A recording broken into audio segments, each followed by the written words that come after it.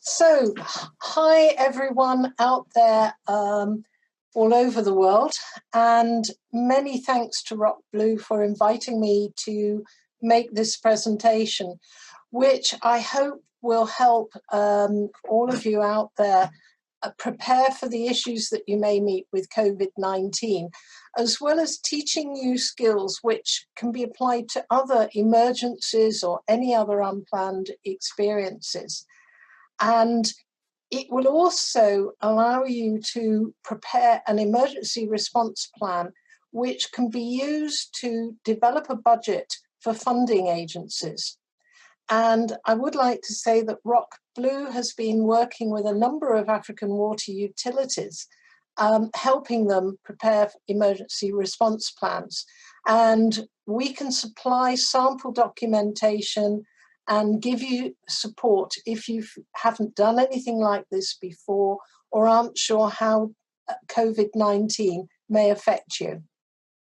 So sometimes you hear about emergency planning, and also you may hear about the issue of business continuity. So what's the difference?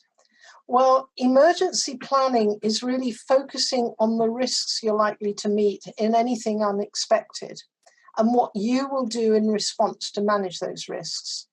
Business continuity focuses on the business and allows you to think about what are the critical parts of the business and how can you ensure that they will continue whatever gets thrown at them. This presentation will really cover both because for COVID-19, you need to think about both. Now, this diagram is a good summary of the stages you need to go through. It comes from a British standard on crisis management, and that document is available if anyone would like a copy. And the initial stage is anticipating and assessing, and it may be that you don't have much time for that. Some of you will already be, for instance, in lockdown. So you may already be having to prepare for what you need to change in order to deal with COVID-19. And in fact, you may already, in some cases, be into the third stage of response and actually dealing with issues. But take heart, there will be a time when you are looking for recovery and taking stock and moving back into more normal activities. And at that time, you need to review and learn what you went through. So for COVID-19, if we look at this, what you can do to assess is collect information. For instance, what will be the impact? Back in the UK at the start of the pandemic, there were all sorts of ideas being circulated about what would protect you from COVID-19 contamination. And a lot of those were just untrue. So actually, ensuring that you collect the correct information and identify how that will have an impact on your operations is really important. You may want to be collecting contacts and communication lines. Maybe you know these, but are they written down? Because the person who knows the right contact in a key supplier may not be available when you need to contact that supplier. So you've got to be prepared and you've got to be proactive, which brings us to the next stage, which is about preparing and particularly getting the emergency response plan written down. But you can also brief staff, develop more detailed plans, collect equipment. And then when you're actually dealing with the issues that COVID-19 has sent, then you implement what you've written down. And it's important, rather than to have a knee-jerk reaction, to keep referring back to that plan. It may be that some things don't turn out as you expect. And, we're all facing uncertainty. It may be worse or better than you think. So you need to adjust, and you need to think, how can you minimize the impact? But as I said, it will finish. And therefore, you need to identify what triggers will allow de-escalation. Will they come from the government? Will they come from local government? Will they come from a health advisor? And then how can you return to whatever normal was as quickly as possible? And then finally, an important phase that so often gets forgotten: learn. There will be all sorts of lessons you'll look back at, and you can actually look at how you can apply those to other problems, and maybe even gain ideas of how you can work more efficiently in the future.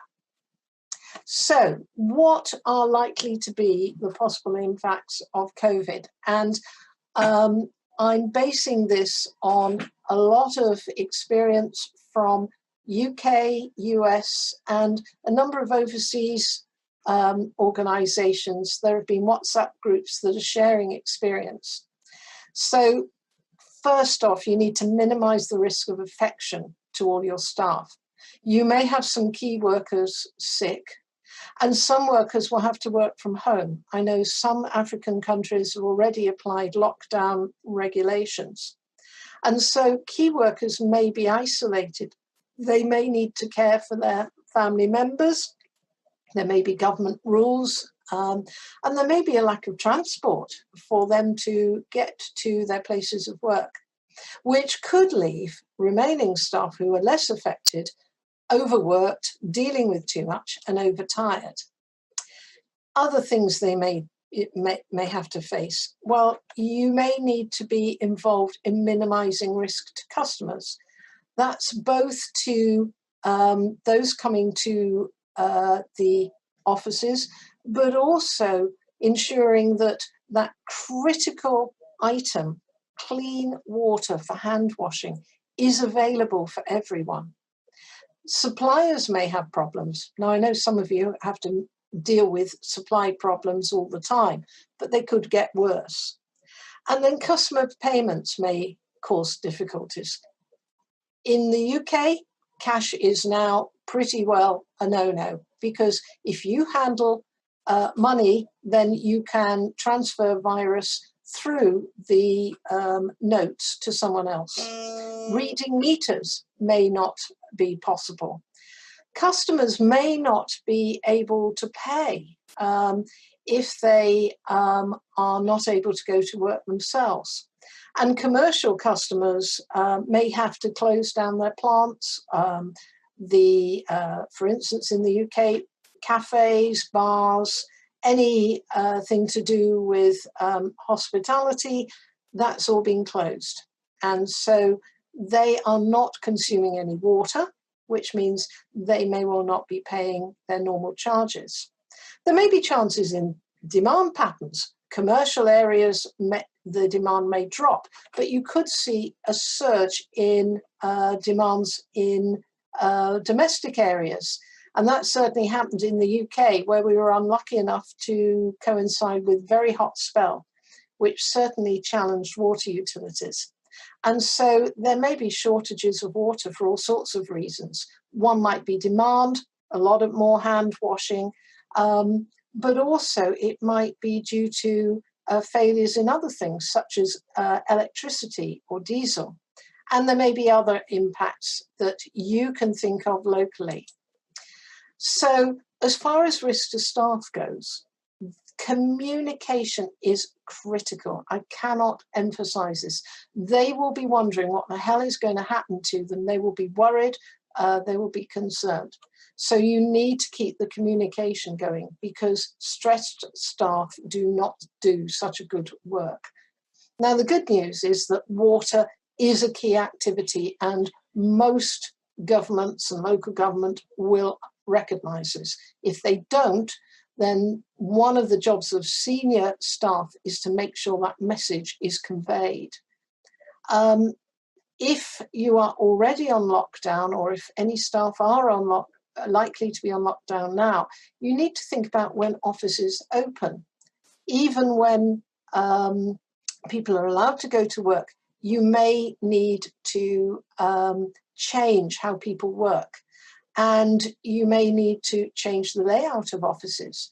You may need to move desks, provide barriers, simple things like sticking a rope up the middle of a staircase so that people go up on one side and down on the other. Hand washing facilities may need to be improved. It may be a simple thing like a large water container, a bowl, and some soap. But you need to make sure everyone has access to that. There's a lot of people saying, oh, we need PPE, we can't work without PPE. Yes, it will help, but in a lot of cases, it actually makes no difference. And for instance, for people working outside, they may not require any additional PPE if they can be distanced from other people. And Peter Macy passed on a saying, which I think it really sums it up. The most important protection will come from water and soap. It's simple, and because it's so simple, people often overlook it, but that does make your role critical. Outside of work, you need to think about your staff. If they're working from home, can their productivity be maintained? In the UK, schools have been closed, and a lot of people I know well, colleagues of mine, have said they found it really difficult because they've had to look after the children and try and work as well. And if they're at home, you can't manage their outputs by watching them. You've got to set targets and make sure they meet them. And you may find it difficult to motivate them. When they're sitting at home, they may be looking around and thinking of all those other odd jobs they need to do, or the kids may be screaming or whatever. And then how will you keep in touch with them and communicate with them? If they are going into work, how are they going to get into work? Transport in a lot of cities requires sitting in crowded minibuses, which will be an absolute gift for the COVID virus. So you may need to think about providing transport. And you need to think about their families as well, because it's no good making sure your staff are safe if they just pick up infection when they're at home. So families need to be thinking about self-isolation. If members of the family are working in the health industry, for instance, they may be at a higher risk of getting contaminated. And something which people often forget, shopping will become a risky occupation. You can pick up COVID by just touching goods which other people who have the infection have touched before you. So if your key workers are sick or isolated at home for whatever reason, you need to think about what are the critical activities. So what must keep going come what may. It may well be things like water treatment operations, pumping, key repairs, but other things could possibly be deferred. Meter reading, it may be possible you can base billing on past meter readings. Cleaning or maintenance may be able to be deferred, and new construction and some repairs may be able to wait. And if you think about who are the critical workers carrying out those critical activities, how will you cover for them? What are their skills? What are their knowledge? And if you need to write down anything, procedures, information about where to find documents and that sort of thing, document now whilst they're still at work. It's a chance to update or write from scratch manuals and standard operating procedures. So it's really useful to do that. And the other thing that you can do is build up a table of the key activity, who normally does it, what other staff could do that if necessary. It might be their line manager who was promoted recently enough they can remember how to do a manual job. And then you may need to say, what resource do the, if you like, the deputies or the stand-ins require in order to be able to cover that activity. So you may need to train staff, and whatever actions you need to do, as I said, do them now, because you may need your skilled and experienced staff to train other people. I mentioned that if you've got some staff away for whatever reason, make sure they don't get tired. And so build in some relief at all levels. And I've said it including yourselves, because I've managed all sorts of emergencies in water utilities. And when you're in the middle of emergency, the last thing you think about is sort of taking time out, and you often feel, well, I can't because I'm in charge. Make sure you identify cover for yourselves as well, because if you get tired, you might start making mistakes, and that's no good for anyone. Other things you can do for staff welfare, it might be useful to arrange temporary accommodation so that they don't have to travel back home and face infection from friends and family. I mentioned shopping is risky, so you might want to provide some meals for people. Although do think about those communal areas, canteens, restaurants, that sort of thing. They can be a source of contamination. So you need to decide, will you keep them open? If you keep them open, will you change the layout? Or do you need to close them for everyone's safety? I mentioned about shopping being a risk. Customers paying can provide a risk. And if they handle cash, that can transfer a virus. So you need to think about cashless payments. Arrange for people to make bank transfers, card payments. There are subcontractors out there who can take over this whole service. Have a look at them now if you think that that will help. And you will need to then communicate to customers what the payment arrangements will be, because they may not be used to using bank transfers or card payments. Same applies for suppliers. What are they doing? How are they making sure that those critical supplies, such as chlorine, such as treatment chemicals, will continue to be available? And can you arrange alternative supplies if, for instance, companies are having problems delivering? Have you got vehicles that can collect? And the other thing is, you will need to have the accounting department look at the cash flow, because if customers can't pay, you need to work out how you can continue to provide the service. And you may be called upon to assist generally with minimizing rates of infection. I've talked about water being essential. So if you are talking about hygiene, you may want to include things which you wouldn't normally include, about the use of soap and contamination, or have a part in government communication. And there may be locations where there isn't a water connection to every property, or even communal taps. The communal taps need to be managed to keep people apart. And if water availability is an issue, then it may be you will be called upon to provide bowsers, water tanks, temporary water containers of whatever sort, to make sure that people can wash their hands. So once you've gone through all these things, you need to write down the contingency measures. Don't overcomplicate with things, but that needs to be communicated to staff.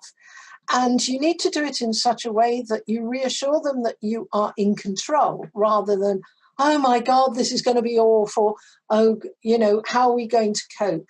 You've got to calm people down. They will be worried. If people are going to be away, there may be different lines of management.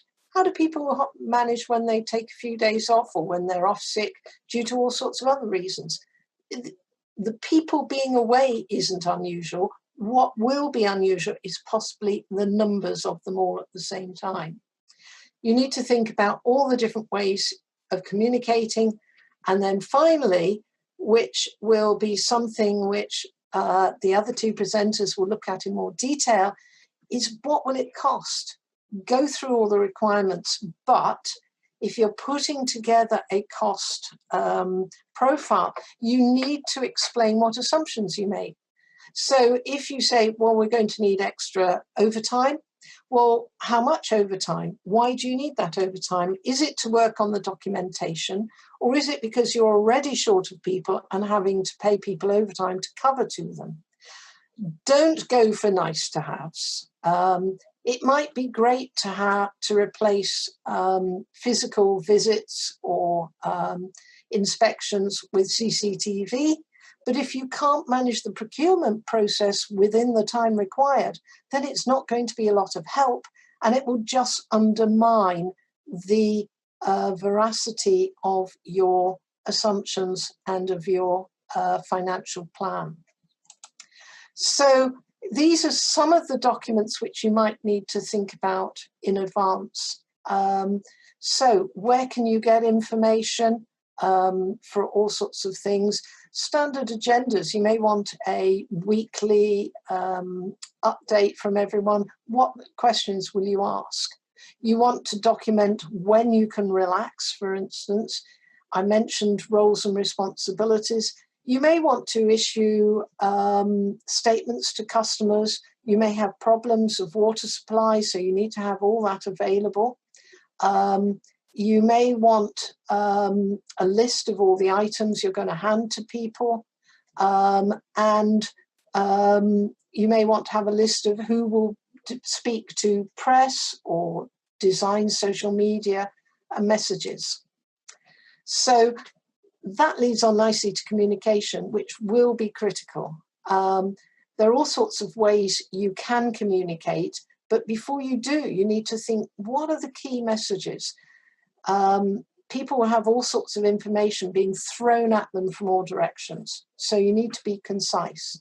And it may be that the other communication channels have problems. If a telecoms company hasn't done their emergency planning properly, maybe the telecommunication systems won't work.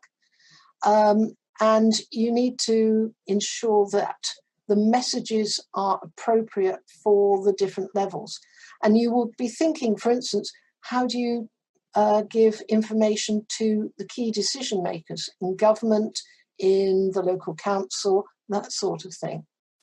And also listen to the staff. They do this job every day. It's just now it might be a bit more complicated, but they may well have ideas that you can use to help you.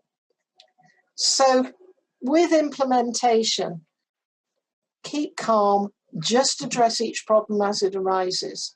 You need to identify an overall incident manager and a team below that manager to help.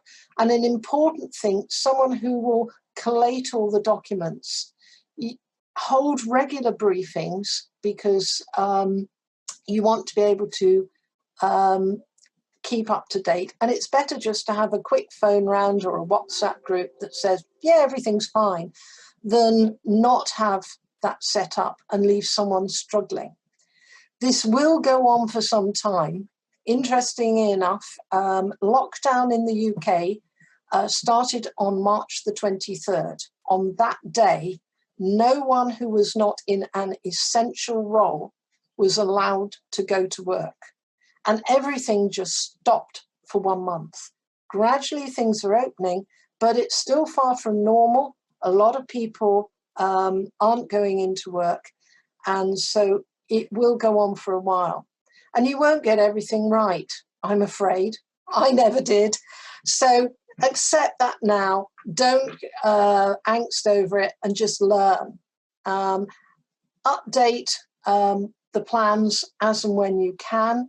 Things may change. As I mentioned, you'll make mistakes. Other people may. Note those down and ask everyone to keep a note of what they've learned from this and things that could be better, because that can be collated into a really useful document. I've said it will be over, and you need to think about that time as well. Have a brainstorm to think about what went well, because I'm sure there'll be things that are managed really well, but there will be other things that you think, well, could have been better. And write this up as a report. That report could gain you future funding if you show that you were in control and managed it to the best of your ability. It's a really vital document. And don't forget to say thank you to everyone who went above and beyond, because I'm sure there will be some. And you can actually gain some things from this. You may identify better ways of working. Maybe some people can work from home, or you can do more remote ways. All those changes in how people pay may be a permanent change. It will help you with other emergency planning. And I've mentioned it will demonstrate you can manage things. And it may help build the overall team spirit of your organization. So that's all I have to say, and I would wish you all days, we've best gone luck. from 50,000 to 100,000 cases in the past 2 weeks. Thank you, Joe. That was absolutely great. We've got a couple of questions from our participants.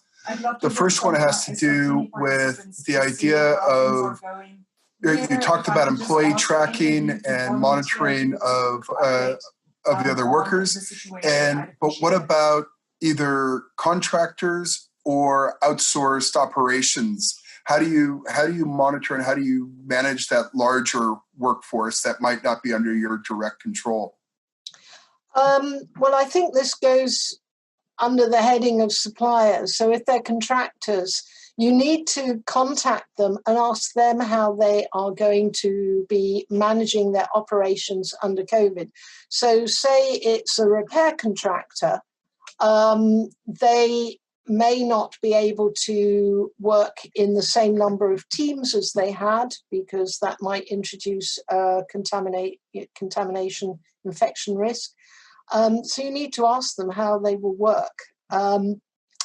As ever, with a contractor, it's up to them to deliver the requirements of the contract.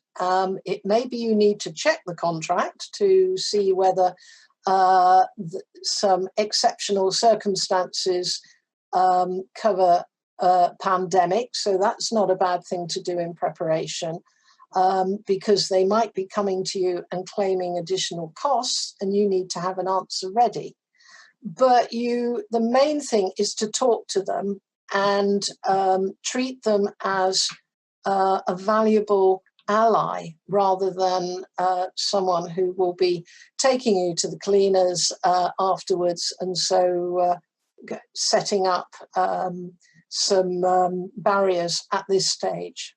We did, as you know, we did. Joe, on another subject, you talked about the idea of going to cashless transactions. As I'm sure you know, especially here in Africa and where we've worked across Asia and the like, cash is the preferred form or the only form of financial transaction. Do you have a sense for how long the virus, or, what's the risk there and how can that be better managed? Well, even with cash transactions, they are still there occasionally. So you could, for instance, ask people to pay cash and have something that can wipe the cash down, or give people gloves, or just tell them, after every so many transactions, they must wash their hands, have a bowl, soap there, and that they must not touch another part of their body in between those hand washing. So if you really must use cash, you need to think about how to minimize contamination. But as I mentioned, there are actually contractors who are working in parts of Africa who will take on the collection of water charges, and it might be an occasion to investigate these and see if they can take it on. Obviously, they have the issue too, but it might be one way to avoid having too much to think about and too much to change all at once. Anything from our donor. Thanks, Jay. Finally, our final question today thus far, and I would like to extend the invitation to all of our participants to use the Q&A tab at the bottom of the screen. Following the next presentations, we will wrap up today's lecture series with a larger panel discussion with all of our presenters. So please use that to interact with us. We encourage you to be engaged with this. Leading into the final question for Joe at this point, one of our participants, our friend Bato, says that COVID-19 requires, quote, deep cleaning of facilities where a case has, where an infection has been identified or has occurred. But in our line of work, many of these facilities need to operate 24/7. So what kind of protocols would you recommend in terms of incident management after a case has been detected? Well, I would say prevention is the best form of cure. So if you can prevent that occurring, do by very rigorous procedures. If people can get hold of thermometers, you can get ones that read remotely if they're just pointed at your forehead. And certainly I've been to a couple of offices in the early days where I was, my temperature was taken before I was allowed in. And so that's one thing to do. Rigorous communication to tell people that if they have any symptoms, they must not attend work. And just keep that drumming that in. It's possibly better to have people worried unnecessarily. Okay, managers might not agree with me, but the alternative of the deep clean and removing all contamination is quite onerous. The other thing is to go through with your emergency plan and for each office, do a what if. Okay, how will we carry out a deep clean? What will we have to shut down? What are the implications? If it means a break in continuity of supply, then what do you do? How do you communicate? So it's really thinking through what will happen and how you manage that. Having the staff on site who can do the deep clean as quickly as possible, or contractors, having those all lined up, and just really thinking everything through in advance.